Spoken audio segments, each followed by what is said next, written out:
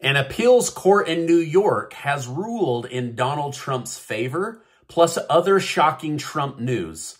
Ben Shapiro and friend Candace Owens publicly rip each other apart to the point where Tucker Carlson has to intervene. But it's not all good news for Donald Trump. He's about to receive the wrath of a two-tier justice system just in time for Biden to be let off on the exact same charges. Thank you guys so much for liking and sharing these videos. It really helps me out, so thank you so much. I also want to thank today's video sponsor, Mr. 1920 Soap, the best soap in the world, and I'm going to tell you why these are incredible stocking stuffers and the best gift under $10 on the internet. Popular conservative talk show hosts Ben Shapiro and Candace Owens have been going back and forth at each other in a heated debate on Twitter. This all started when a controversial video surfaced online. During what appeared to be a private event, Shapiro was recorded claiming that Candace Owens' stance on Israel is absolutely disgraceful.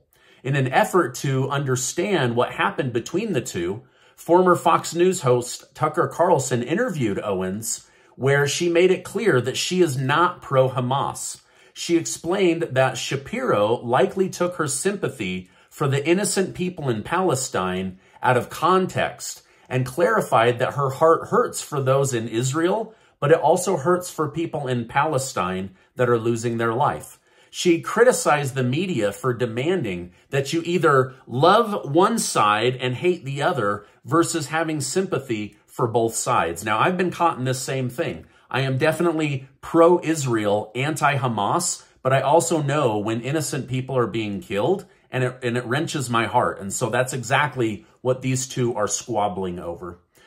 With so many wars raging around the globe, it's getting harder for people to hold back their emotions. You can feel there's a lot of negative vibrations in the air.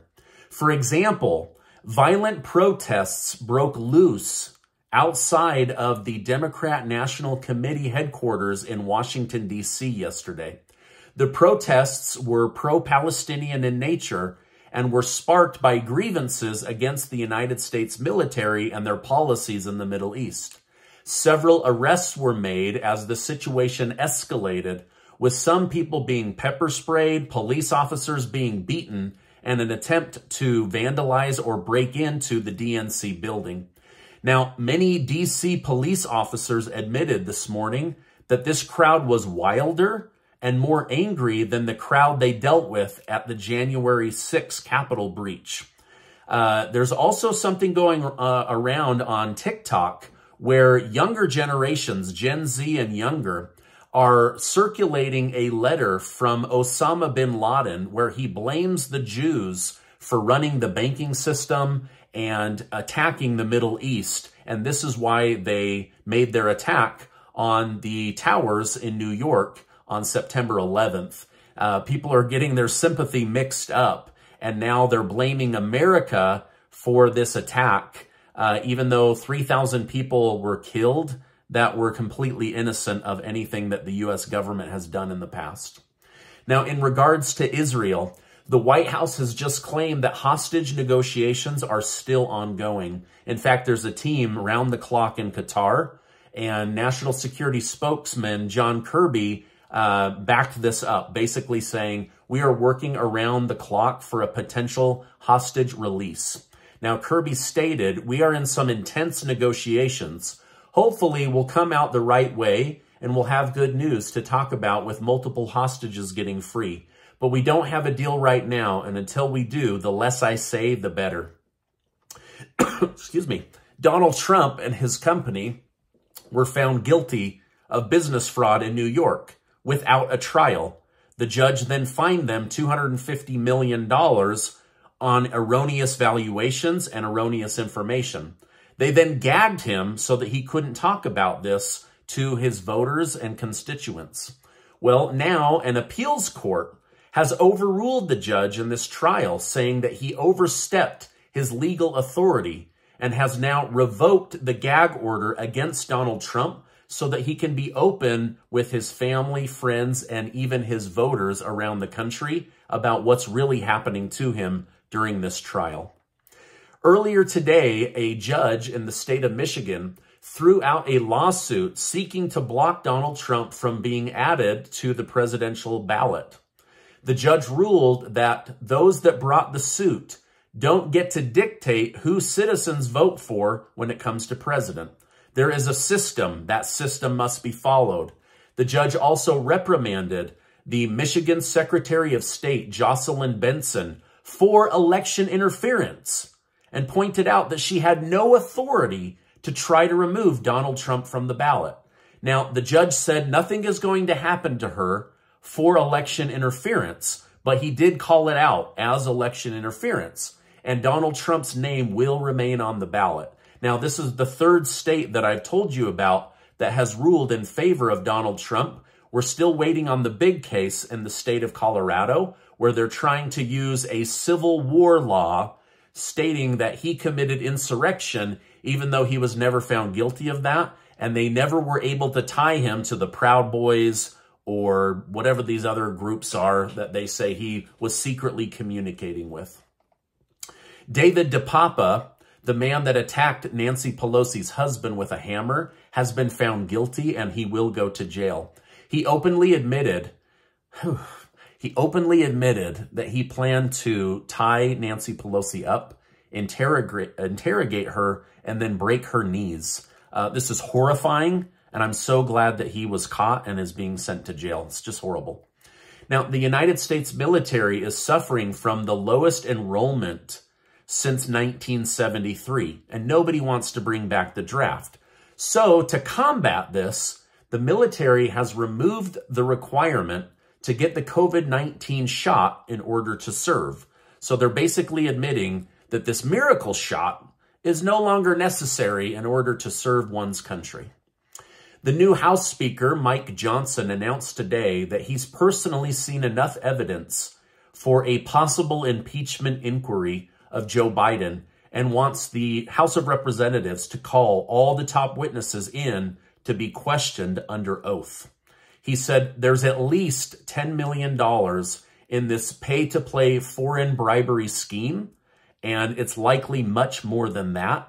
But he now says, okay, we're beyond an inquiry. It's now time to get some of these people to testify under oath, and depending on what they tell us, move forward with impeachment. Special counsel Robert Hur reports on President Joe Biden's mishandling of the classified documents which were found at his house and office and also at UPenn, where he received money from basically helping China infiltrate UPenn.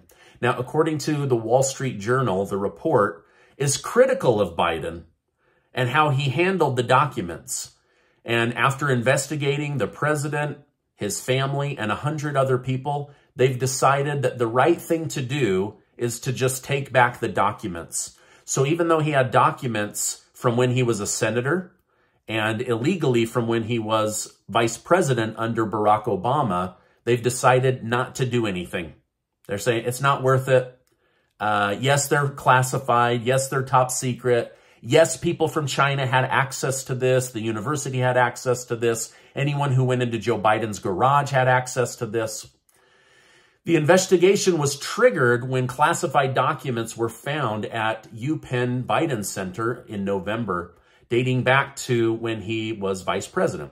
Now, the National Archive and the Justice Department were informed, but the matter only became public in January after CBS News reported on it. So they tried to cover it up until it was leaked, and then they couldn't hold it back anymore. So additional searches uncovered even more documents. Now, President Biden cooperated with the investigation, which is why the special counsel is saying we're going to just let him off because he complied, even though he broke the law majorly in 2 different ways. We're going to let him off for being nice, for complying with the investigation. Now, he's receiving a lot of criticism and backlash because of this. The Biden administration emphasized distinctions, however, between the way Biden reacted and the way Donald Trump reacted. So the way you react to breaking the law is what matters, not breaking the law. Remember that. Trump, who left the White House with classified documents and stored them at Mar-a-Lago, faced an investigation and eventually charges related to improperly handling classified documents. Trump eventually turned over the documents after his home was raided in August. Former Vice President Mike Pence also had classified documents, and they again said, we're not going to do anything. But they do plan to do something against Donald Trump. His case is not being thrown out. So Biden had top secret classified documents from when he was a senator and vice president. That's illegal. This is also very, very illegal. But Donald Trump, who is protected under the law as being a president, is getting no protection, is not getting off easy. In fact, he's guilty in the eyes of the media and the Justice Department, which is counter to the law in the United States of America, right? You're innocent until proven guilty. They've now proven that Biden was guilty, and they're still letting him off, right? This is a two-tier justice system, and this is the proof. I'd like to hear from you guys down below. Let me know your thoughts in the comments, please. All right, now, Gavin Newsom has lashed out at the media for questioning him in cleaning up the homeless crisis in San Francisco prior to China's Xi Jinping arriving. He said, if you think I only cleaned up San Francisco because China was coming, well, you're right. But now critics are saying, wait a minute, if you could clean up the homeless situation in a matter of days, why have you done nothing? Why has Nancy Pelosi done nothing? I mean, literally, there's zombie farms of people with needles in their...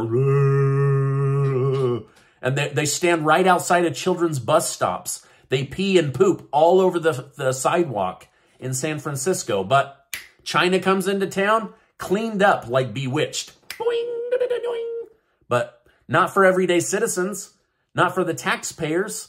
So, yeah, I think he does deserve to be called out for his hypocrisy. All right, well, it looks like Biden has given in and China is the winner of the meeting. The Chinese media released a message before the United States basically saying that Xi Jinping got everything that he came to the United States for and more, and that he is the dominant superpower and that America agrees not to go to war with him. So he looks like an absolute hero from this meeting. He then shunned Joe Biden and went to dinner with Elon Musk and Tim Cook of Apple and several other CEOs where they spent $40,000 on his dinner. $40,000 for a dinner. Woo! I wish I had that kind of money. I do have this kind of money, though.